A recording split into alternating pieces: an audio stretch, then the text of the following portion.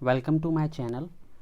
आज के वीडियो में मैं मेमोरी बेस्ड प्रीवियस ईयर के रीजनिंग के 35 क्वेश्चंस लेके आया हूँ।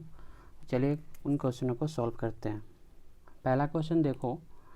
पहला क्वेश्चन आप अगर पढ़ोगे तो there are 8 employees of a company, all of them are working on 8 different designation of a bank, chairman, CFO, GM, DGM, AGM, manager, junior manager and clerk. All these designation are considered in a given order. ठीक है, तो ये basically order का एक question है। तो देखो कैसे करते हैं। पहले इन्फॉर्मेशन देख लो। ओनली 2%, पहले तो ये 8 लोग हैं ना, तो 8 लोग होंगे तो 1 2 3 4 5 6 7 8। ठीक है, 8 लोग हैं तो only 2% are senior to be से सिर्फ सीनियर 2 लोग ही होंगे, तो बी के सीनियर 2 लोग हैं तो बी तो थर्ड पोजीशन में आ जाएगा। उसके बाद 1 designation lies between B and G. B और जी के बीच एक डेजिग्नेशन लाई करता है, या तो जी हो सकता है यहाँ पे हो, या फिर जी हो सकता है यहाँ पे हो। मैं दोनों केसेस मान के चलता हूँ। उसके बाद इन्होंने बोला है the number of person junior to G is same as the number of person senior to C. G से जितने लोग जूनियर हैं, यहाँ पे अगर पहले वाले केस में देखो, जी से 1 2 3 लोग जूनियर हैं तो सी से उतने ही लोग सीनियर होंगे, मतलब यहाँ पे 1 2 3। इस केस में आप देखो, जी से 1 2 3 4 5 6 लोग जूनियर हैं तो सी से उतने ही लोग सीनियर होंगे। ठीक है, अभी इन्होंने क्या बोला कि H is just senior to E, H is just senior to E। ठीक है, ऐसा है। और but junior to C, H E से सीनियर है बट C से आपका ये जूनियर है। ठीक है, C से जूनियर है। और क्या बोला है, more than 4 designation lie between H and F। H और F के बीच मोर देन 4 लोग बैठते हैं। D is junior to A, D is junior to A D का सीनियर है।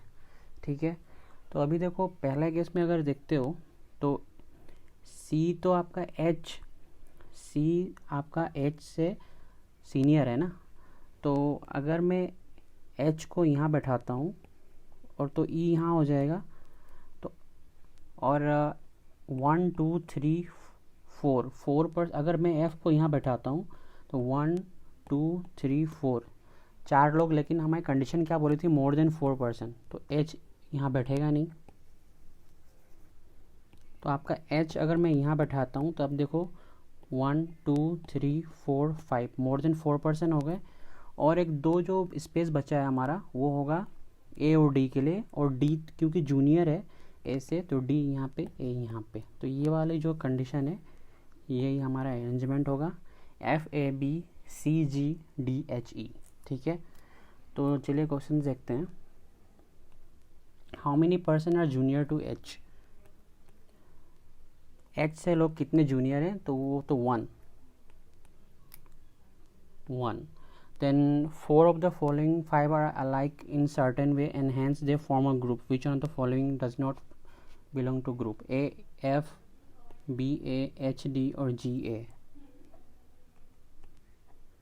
तो इस केस में देखो A F, मतलब पहला केस था हमारा A F था, मतलब ये उल्टा जा रहा है, और दूसरा था आपका B A भी दूसरा उल्ट रिवर्स जा रहा है, और तीसरा था H भी आपका रिवर्स जा रहा है, और ये वाला G A देख लो, G A रिवर्स जाने पे C आता है, तो यानी कि हमारा आंसर आएगा ये D आंसर आएगा इसका। ठीक है, अगला वाला देखो। How many designation gaps are between A and D। A और D के बीच कितने का गैप है। A यहाँ पे है तो 1 2 3 3 लोगों का गैप है। A और D के बीच 3 लोगों का गैप है, तो इसका आंसर हमारा C होगा, ये 3। और who among the following is just senior to B, B से जस्ट सीनियर कौन है, बी से जस्ट सीनियर आपका ए है, आंसर ए होगा, ठीक है। और who among the following is AGM, ठीक है। तो एजीएम के लिए देखो आप, क्योंकि पोस्ट इस ऑर्डर में थे, चेयरमैन, सीएफओ, जीएम, एजीएम, तो ये एफ मेरा होगा चेयरमैन, सीएफओ होगा ए, जीएम होगा बी, डीजीएम होगा सी, एजीएम होगा जी, ठीक है। एजीएम जी होगा ना, तो इसका आंसर सी आएगा। ये हमारा पहला क्वेश्चन था। अब देखो दूसरे क्वेश्चन में ये एक सिलोजिज्म का क्वेश्चन है। तो सिलोजिज्म का क्वेश्चन के लिए पहले हम लोग स्टेटमेंट देख लेते हैं। पहला वाला है आपका सम बनाना आर ऑरेंजेस, सम बनाना और ऑरेंजेस, ये कुछ ऐसा हो गया, बनाना और oranges. Then all oranges are apple, all oranges are apple, ठीक है। उसके बाद बोला है इन्होंने कंक्लूजन में, देखो some banana are not apple, some banana are not apple, ठीक है। तो इसका तो देखो आपका सम बनाना और नॉट एप्पल ये तो फॉलो नहीं करेगा, क्योंकि some banana are apple and some orange are banana, ये तो सम ऑरेंज आर बनाना तो सही है आपका, सम ऑरेंज बनाना, तो ओनली टू फॉलो करेगा इसके लिए, ओनली टू। इसके लिए देखो आप, only a few east are north, only a few east are north, then few north are south, few north are south, all south are west, all south are west. तो इसका conclusion जो है, all east being north is a possibility, all east being north is a possibility. देखो इसमें तो all east, क्योंकि पहला statement में only a few east are north दिया ही हुआ है, तो ये पॉसिबिलिटी केस तो इसमें ये वैलिड होगा नहीं। और some east are west, some east are west ये भी पॉसिबल नहीं है, तो इसके लिए आपका नन फॉलोज हो जाएगा। ये वाला देखो, only a few song are melody, only a few song are melody, then only a few melody are film, no film is award, ठीक है। तो इसका कंक्लूजन क्या है,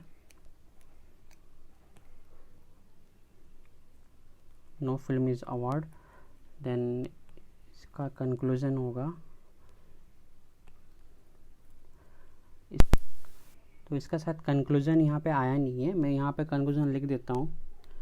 सो all song being film is a possibility and some melody are not award. तो पहले तो मैं फिर से एक बार डायग्राम ड्रॉ कर लेता हूँ। पहला कुछ क्वेश्चन इस तरह से था कि only a few song are melody, few song are melody, then only a few melody are film, और कोई भी फिल्म अवार्ड नहीं है। तो इसका कंक्लूजन था all song being film is a possibility. Song और फिल्म में तो कोई आपका रिलेशन है नहीं, तो पॉसिबिलिटी केस ये बनता है, ये फॉलो करेगा। Then some melody are not award, some melody are not award true है, क्योंकि मेलोडी का ये वाला पार्ट जो है ना, ये वाला पार्ट ये तो फिल्म में पड़ता है और फिल्म अवार्ड नहीं है, तो ये भी ट्रू होगा। तो इसमें तो बोथ फॉलो होगा, बोथ फॉलोज, ठीक है। अगला क्वेश्चन देखो, अगला क्वेश्चन हमारा कोडिंग डिकोडिंग का है। तो इसके लिए मैं क्या करता हूँ, इसके लिए मैं कुछ ऐसा कर लेता हूँ, पहले सबको एक ही बार डिकोड कर लेता हूँ। तो ऐसा कुछ होगा, क्लब हाउस गियर लोकेटेड है ना, तो क्लब हाउस के लिए ये, देन नियर और ये लोकेटेड, ये पहला सेंटेंस था। दूसरा है बोथ क्लब, बोथ तो यहाँ पे हो जाएगा, देन क्लब यहाँ पे हो जाएगा, देन आपका व्यू भी से डोनेट करता हूँ यहाँ पे हो जाएगा, और नियर यहाँ पे हो जाएगा। थर्ड जो है मेक लोकेटेड, लोकेटेड वर्ड जो है लोकेटेड पे यहाँ लिख देता हूँ। हाउस, हाउस यहाँ पे था, एच से डिनोट किया मैंने। व्यू भी है यहाँ पे, और एक मेक के लिए नया बनाना पड़ेगा मुझे, तो इसको एम से डिनोट करता हूँ। और आखिरी जो सेंटेंस है यहाँ पे वो है आपका near club view area, near के लिए ये हो गया, क्लब के लिए क्या हो जाएगा, क्लब के लिए तो यहाँ पे है ही व्यू, व्यू आपको पता होगा यहाँ पे, और एरिया, एरिया तो है नहीं तो मुझे एक यहाँ पे नया सा बनाना पड़ेगा वो एरिया के लिए, ठीक है। अब जो ये जो दिए हुए हैं उनको, उनके लिए करता हूँ O L, then G P, then O X, then O T, उसके बाद एम टी तो यहाँ पे होगा, ओ एक्स यहाँ पे हो जाएगा, एस क्यू है नहीं, ओ टी यहाँ पे होगा, एस क्यू मैं यहाँ दे देता हूँ। उसके बाद देखो एन के, एन के है नहीं तो एन के को मैं यहाँ दे देता हूँ, ओ एल, ओ एल यहाँ पे, जी पी यहाँ पे, एस क्यू यहाँ पे, और आखिरी जो है वो होगा ओ टी, ओ टी यहाँ पे हो जाएगा, ओ एक्स यहाँ पे हो जाएगा, एस क्यू यहाँ पे हो जाएगा, और टी एम नहीं है ना, टी एम यहाँ पे तो है नहीं, एम टी था, टी एम नहीं है तो टी एम यहाँ पे हो जाएगा, ठीक है। अभी देखो ये डायरेक्ट आपका आंसर डायरेक्ट देगा, बार बार आपको उससे सॉल्व करने का ज़रूरत नहीं है, डायरेक्ट आंसर देगा। पहला देखो what is the code of both, both वाला वर्ड हमारा ये था, ये वाला, तो बोथ सिंगुलर कहाँ पे है, यहाँ पे है, तो ये एम टी के नीचे भी दो खाली है, एम टी के नीचे, बोथ के नीचे दो खाली है, ऊपर भी एक खाली है, तो एम टी का होगा सी, यानी बोथ, ये इसका रिजल्ट आएगा।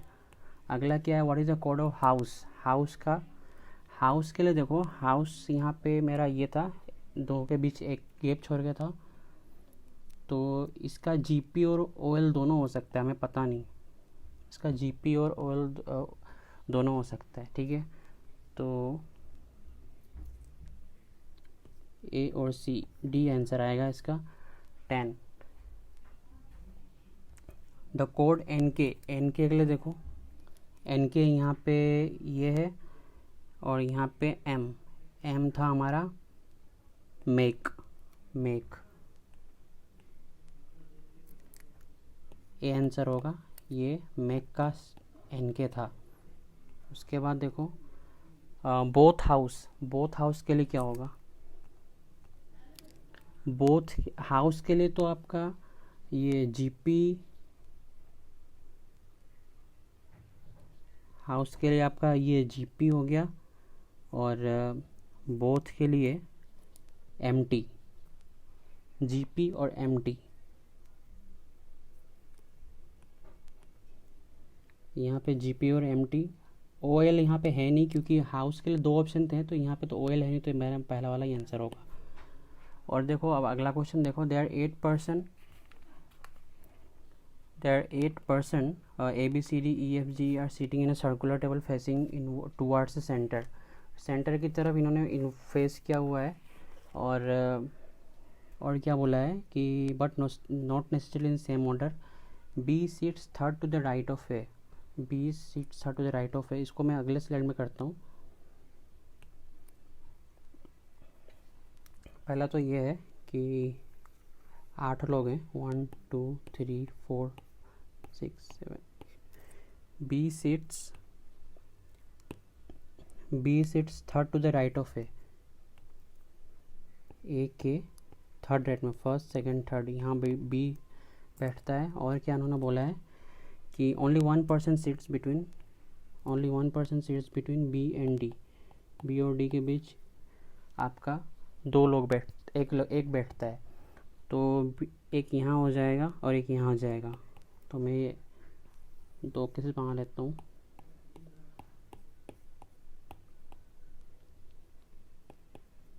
यहाँ मैंने डी यहाँ पे लिया, यहाँ मैंने डी यहाँ पे लिया। उसके बाद बोला है ई फेसेस सी, ई सी को फेस करता है, और सी जो है ये बी का इमीडिएट नेबर नहीं है, सी बी का इमीडिएट नेबर नहीं है। G sits third to the left of F, F के थर्ड लेफ्ट में जी बैठता है। A is not immediate neighbour of F, तो ए एफ का इमीडिएट नेबर नहीं है।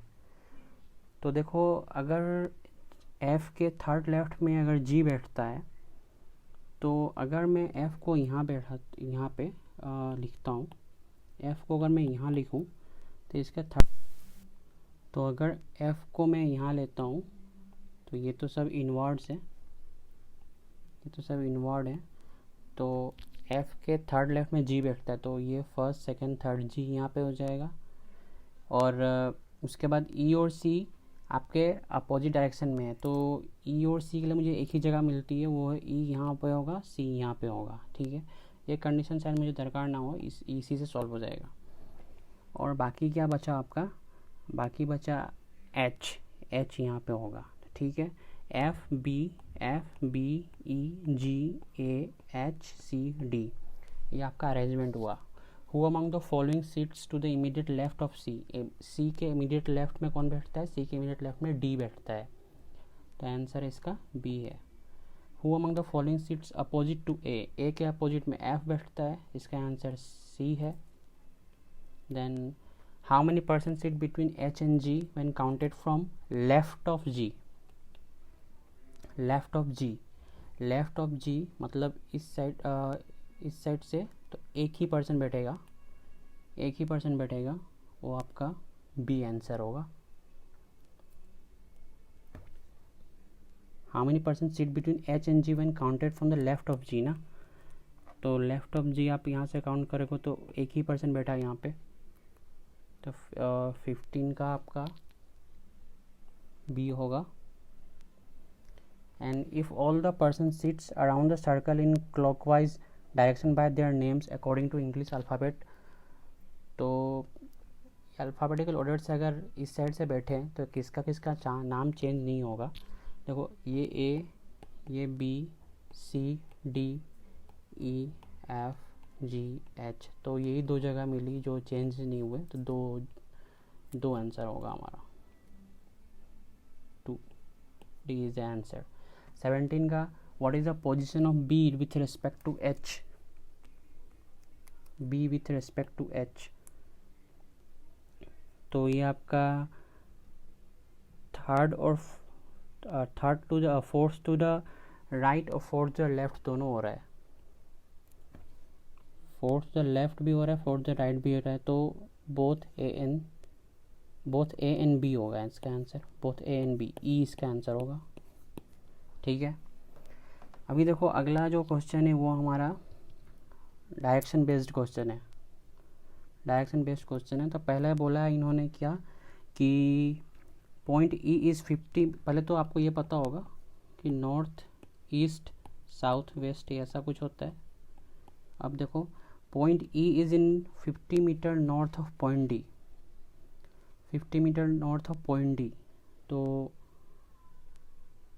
D के 15 मीटर नॉर्थ में पॉइंट E है, ये मेरा पहला कंडीशन है। और दूसरा पॉइंट इन्होंने क्या बोला, point F is in 20 metre north of point C अगर यहाँ पे है तो 20 मीटर नॉर्थ में आपका F है। Point A is in 30 metre east of point F, इसके 35 मीटर ईस्ट में A है। और point P is in 25 south of A, तो इसके 25 मीटर नीचे आपका P है। और point E is 20 metre east of point B, तो यहाँ पे स्पेस कम है इसलिए मैं यहाँ पे ऐसे कुछ पॉइंट E यहाँ पे होगा और ये 20 मीटर ईस्ट में है। और देखो ये वाला कंडीशन, ये तो E के नीचे D था, D मैंने यहाँ लिख दिया, और ये 15 मीटर था, तो ये तो मेरा इस तरह से कुछ होगा। अब देखो क्वेश्चंस क्या पूछे इन्होंने, what is the direction of point F with respect two point P, with respect two point P। इसके हिसाब से डायरेक्शन देखोगे तो ये नॉर्थ है और यहाँ पे वेस्ट है, तो पॉइंट P से तो नॉर्थ वेस्ट का ही होगा, नॉर्थ वेस्ट, ए आंसर होगा। 19 देखो, 19 में क्या है, 4 of the following fives are alike in certain way, hence which one of the following does not belong to that group। 19 का आपका बोला है कुछ for the following fives are alike, ठीक है, और एक उनमें से अलग है, तो आपको पता करना है कि कौन सा ऑप्शन अलग है। तो CPAE, C इसके P इसके इस साइड में है, मैं कलर चेंज कर लेता हूँ, P C के इस साइड में है और इन्होंने क्या बोला है ए बी ई ए के इस साइड में है, ए सी आपका क्रॉस इस तरह हो रहा है, ठीक है। तो यही मुझ कुछ अलग रह रहा है। और बाकी भी देख लेते हैं। पी भी आपका इस साइड में है, डी पी के इस साइड में है, और एफ ई तो ई भी आपके इस साइड में ही है। तो एक ही जो क्रॉस हुआ ए सी, ये वाला हमारा अलग है, तो यही आंसर होगा। फिर इन्होंने पूछा है कि if point X in 20 metre south of point C, इसके साउथ में अगर एक्स हो 20 मीटर, तो what is the distance between X and D, X और डी के बीच डिस्टेंस कितना होगा। तो देखो ये तो 35, यहाँ पे 35 ही होगा, और ये 20, दोनों मिला के आपका 55 होगा। ऑप्शन देखते हैं, 55 मीटर सही है, ठीक है। अभी देखो इस क्वेश्चन में देखना, following questions are based on 5 numbers, ठीक है। ये नंबर कुछ दिए हुए हैं, तो what is the sum of the third digit of the second number from the left. तो थर्ड डिजिट इसका यहाँ पे आपका 7 है। इस क्वेश्चन के लिए थर्ड डिजिट, ये तो सेकेंड हो गया, ये तो 7 है थर्ड डिजिट, और second digit of third number from the right, second digit 8, इन दोनों का समेशन 15, ये आंसर होगा। उसके बाद इन्होंने क्या बोला है, if the position of the first and third digit are each of the numbers are interchanged, then which of the following is the highest number. देखो ये अगर मैं सबके फर्स्ट और थर्ड वाले नंबर इंटरचेंज कर देता हूँ, तो ये 500 हो जाएगा, 526, ये 724, ये 981 हो जाएगा, ये 852 हो जाएगा, ये 964 हो जाएगा। तो ये और ये 981 हो जाएगा, इसका आपका 981 हो गया, और इसका 964 हो गया। तो मुझे तो यही बड़ा लग रहा है, तो 189 आंसर होगा, 189 सी इज़ द आंसर। 23 का देखो, if all the digits are in the number are arranged in descending order within the number from left to right, which of the following will be lowest after rearrangement। तो इसका भी उसी तरह होगा। देखो left to right आपको किस order में करना था, ये आपका डिसेंडिंग ऑर्डर में करना था। तो which of the following is, question का फिर से पढ़ लेता हूँ। If all the digits in the number are arranged in descending order ना, तो कौन सा हमारा लोएस्ट नंबर होगा आफ्टर अरेंजमेंट। 6। तो इसका देख के मुझे अगर डिसेंडिंग ऑर्डर में करोगे तो ये होगा 6,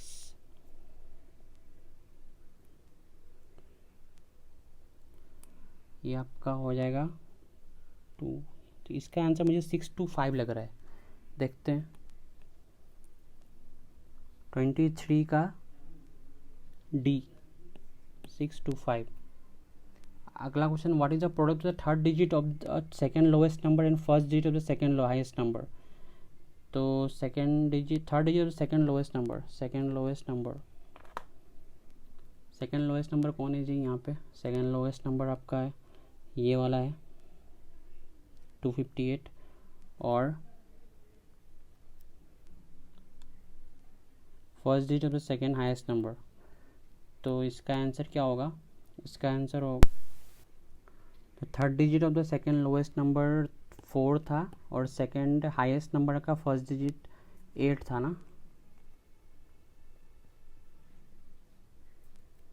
तो इसका आंसर 4 into 8 होगा 32 आपका ए ऑप्शन है, ठीक है। 25 देखो, if 2 is subtracted from each number then how many number thus form are odd numbers. ये तो काफ़ी इजी है। इसमें से 2 घटाया 623 आएगा, इसमें 5 आएगा इन डिजिट, इसमें 7 आएगा, इसमें 6 आएगा, इसमें 7 आएगा, मतलब 4 नंबर होंगे आपके,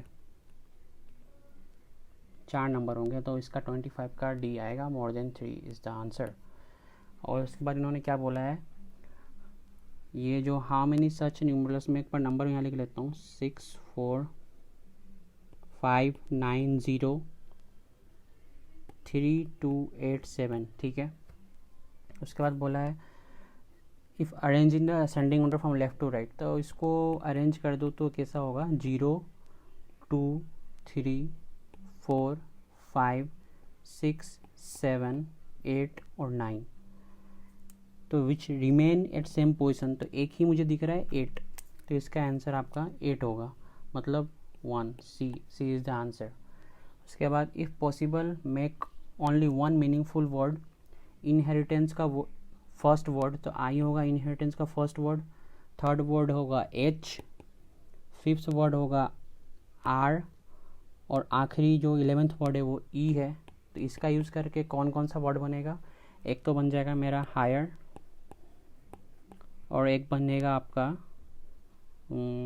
ये वाला HEIR है, ठीक है। तो बोला है if more than one such word can be formed give Y is the answer, तो वाई तो आंसर होगा, 2 वर्ड बन गए ना मेरे, इसीलिए। अब देखो ये फिर एक पजल है छोटा सा, 8% ABCDE are buying some product, 8% at most 2% are buying product before F, ठीक है। तो मैं कुछ ऐसा वहाँ लेता हूँ, 8% है ना, तो 8% के लिए मैं टेबल ही वहाँ लेता हूँ, 3 4 5 6 7 8, तो ये हो गया। तो पहला कंडीशन बोला है at most 2% are buying products before F, ज़्यादा से ज़्यादा 2 लोग, तो F को मैं यहाँ रखता हूँ और एक F ऊपर भी ले सकता हूँ, बट चलो ज़्यादा से ज़्यादा 2 लोग ही बोला है ना, इसलिए चलो F को 3 नंबर में ही रखता हूँ मैं। और only 1% is buying between D and F, तो D और F के बीच एक बार यहाँ पे ले लेता हूँ मैं, और एक बार यहाँ पे ले लेता हूँ। C is buying just before H, C H के just before, then only 1% buying between C and D, C और D के बीच सिर्फ एक, और 1% is buying C and D, A is buying just before E, E के ठीक ऊपर A, और B is buying before G, B G के ऊपर है, पर एक के बाद इमीडिएट ऊपर नहीं है बट ऊपर है, और आफ्टर E। तो चलो देखते हैं। तो अगर मैं AE को अगर मैं यहाँ बैठाता हूँ तो ये कंडीशन मेरा हो गया। उसके बाद सी एच साथ में होने चाहिए ना, तो CH यहाँ तो नहीं होंगे, यहाँ हो सकते हैं CH, और एक क्या बोला था इन्होंने कि D के एक छोड़ के C है, तो D को एक छोड़ के ऊपर तो C होगा नहीं, तो मैं यहाँ पे C लेता हूँ। अगर यहाँ पे C है तो H यहाँ पे आ जाएगा, और एक कंडीशन यही बची हमारी, ये ख़त्म हो गया, ये ख़त्म हो गया, ये ख़त्म हो गया। तो B जो है E के नीचे है, तो B E के नीचे और G के ऊपर है, चलो ये वाला ही होगा मेरा condition. How many person are buying product after D, D के बाद कितने लोग हैं भाई, D के बाद GCH 3 लोग हैं, 3 लोग हैं G के बाद, तो इसका तो आंसर नन ऑफ दिस होगा कि यहाँ 3 ऑप्शन है नहीं। 29 होगा who among the following is buying just after G, G के आफ्टर कौन खरीदता है, C, D आंसर होगा। If all the person are arrange in alphabetical order from left to right starting from A, then how many person remains at same position excluding A। तो इसको छोड़ के देखता हूँ तो A B C D E F G H एक ही होगा, H ही आएगा मेरा उसी पोजीशन पे, ये वाला आंसर होगा 30 का A। 31 पूछता है who among the following is buying exactly between D and F, D और F के बीच कौन है, D और F के बीच B है। How many person are buying between E and C, E और C के बीच कितने लोग हैं, E और C के बीच, E यहाँ पे है, C यहाँ पे, तो 1 2 3 4 4 लोग हैं, ये हो गया मेरा। और 3 क्वेश्चन बचे हैं जो आपके इनइक्वालिटीज़ के हैं। तो पहले देखो Q ग्रेटर देन S, तो यहाँ पे देखो Q ग्रेटर देन S, तो यहाँ पे तो आपका डायरेक्ट मुझे रिलेशन ऐसा ही लिख रहा है यहाँ से देखो, तो ये 2 केसेस होंगे, एक तो ये और एक ये। ये तो मेरा दिया हुआ है और ये यहाँ पे तो रॉन्ग हो रहा है। अगला देखते हैं कि एस ग्रेटर देन क्यू, दोनों एलिमेंट बराबर हैं और पॉसिबल केसेस के दो ही होंगे, तो ये इधर और का केस होगा। ठीक है, इधर और का केस होगा, मतलब सी होगा इसका आंसर, इधर 1 इधर 2, इधर 1 और 2 फॉलोज। ठीक है, 33 का सी। उसके बाद देखो इसमें देखो जे, क्यू ग्रेटर देन जे, क्यू ग्रेटर देन जे, क्यू जे से बड़ा है, हाँ जी बड़ा है, देख लो आप रिलेशन देख लेना, क्यू ग्रेटर देन जे सही है। L greater than equal to R, L greater than equal to R, L greater than equal to R नहीं, पॉसिबल ही नहीं है, ये तो सिर्फ 1 फॉलो कर रहा है, ओनली 1 फॉलोज। ठीक है, 35 देखो ओ ग्रेटर देन पी, जी ग्रेटर देन एक्स, जी ग्रेटर देन एक्स ये सही है, जी ग्रेटर देन एक्स मेरा फॉलो कर रहा है। ओ ग्रेटर देन एम, ओ ग्रेटर देन एम ये भी फॉलो कर रहा है, मतलब मेरे बोथ फॉलो कर रहे हैं यहाँ पे, बोथ फॉलो। ठीक है, तो ये कुछ 35 क्वेश्चन मैं आज लेके आया था, एक पूरा सेट ही लेके आया था। प्रीवियस ईयर के मेमोरी बेस्ड क्वेश्चन थे रीजनिंग के। सेशन कैसा लगा प्लीज़ बताएं और वीडियो को ज़्यादा से ज़्यादा लोगों को भी शेयर करें। Thank you.